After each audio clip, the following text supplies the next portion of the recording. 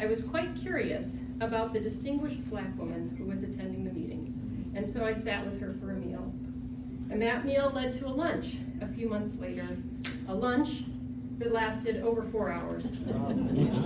As I learned of her remarkable life of service, following God's leading even to places that were difficult, and hearing of her heart for Wheaton, and particularly Wheaton students of color, and her desire to see kingdom diversity flourish here.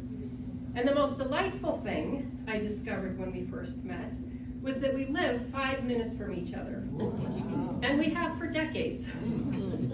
I have driven by her home innumerable times, not realizing the treasure it held within. A trailblazer and humble follower, a gentle voice and strong advocate for justice, a visionary leader who sheds light into dark areas of the past and present and points us to a hopeful future.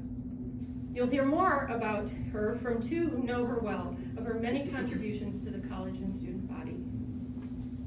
In living out Micah 6:8, in seeking justice, loving mercy, and walking humbly with God, she has had a vital impact on Wheaton and is so deserving of tonight's honor. The Distinguished Service to Alma Mater is an award from the Alumni Association, and you'll hear from a couple of other board members tonight. But I also want to recognize, she didn't introduce herself, I don't think, but Cindra Stackhouse-Chach is the Executive Director of the Wheaton College Alumni Association. And I also want to mention, I don't know if she's in the room, Laura Bennett, who has led from the alumni staff. Oh, there she is. Coordinated tonight's event. So thank you. When the Alumni Board Association Board of Directors considers candidates for this award, they look for, among other things, significant contributions to the life of the college community and for the spiritual impact that someone has had on students and colleagues. There is no doubt that Dr. Bentley has contributed in distinguished ways. Her many years of service as a Wheaton College trustee and as both a godly example and mentor to students and alumni. This is captured in a beautiful tribute and cover photo to Dr. Bentley in the most recent issue of the Wheaton magazine. And if you didn't see it on the front table when you came in, be sure to see it and pick up a copy if you don't have one.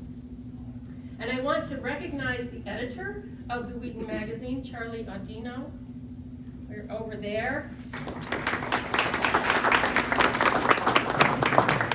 And the writer of the story, Eliana Chow.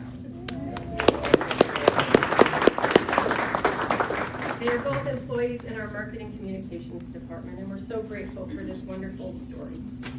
Now, please bow your heads with me, and let's thank God for this food and this time together.